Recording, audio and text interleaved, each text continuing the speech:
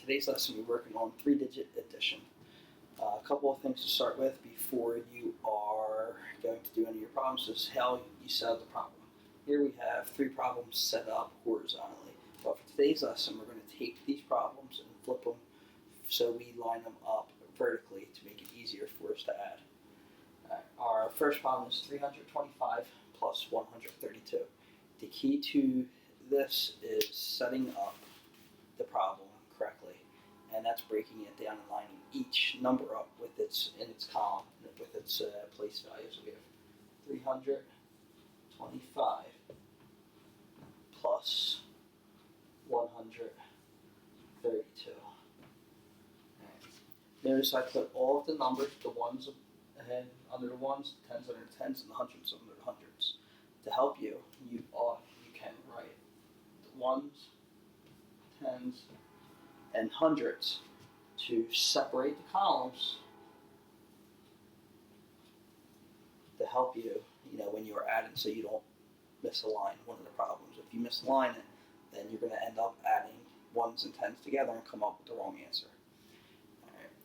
The second thing for us to decide whether or not we're doing is the way we're doing it. We're going to do it with mental. We have 2 ways to add: mental addition, mental math, and traditional math. Now, looking at the problem 325 plus 132, the best way to probably do this is the traditional way.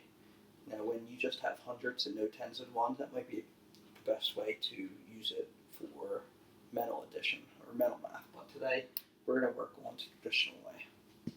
So we have all of the place values aligned. And before we start, it's a good thing to circle the sign. When we get into adding and subtracting both on the same paper and at different times, circling the sign helps us remember that we are adding. So today we're going to start all the way on to the right, the ones column. My first problem is 5 plus 2. 5 plus 2 equals 7. What you want to ask yourself is, do I need to regroup? Well, we need to regroup when either ones, tens, or hundreds add up to 10 or more.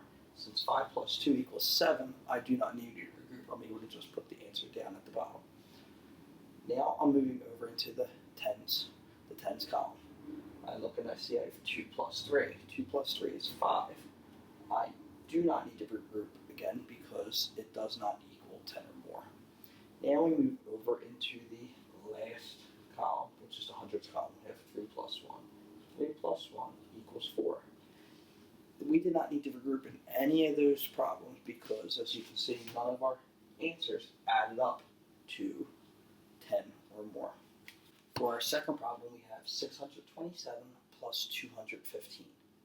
Now, this problem I already all set up for us, and this time I did not put the H, T, and O at the top for hundreds, tens, and ones, but I can still separate the columns if it's easier for you. This is not a rule, it's not a must, it is completely up to you what you're comfortable for. Now, what you see is a little bit different this time is that we have some boxes above the tens and the hundreds. These boxes are for when we need to regroup, and we need to regroup for when the number adds up, whatever we're adding, to 10 or more. So here we are again. We're going to start the traditional way. Start in the ones. I have 7 plus 5. When I add 7 plus 5, 7 plus 5 equals 12. Since 12 is 10 or more, I'm going to need to regroup. A good trick is to help you, to remind you that when you need to regroup is to throw that 12 off to the side. That 12 reminds us that we have a 2-digit number, and 2-digit numbers cannot go in one place value. All right, we look and see our tens. We have 1 10, 2 ones. So the ones go down into the ones. And I'm going to carry that 10 over into the tens place.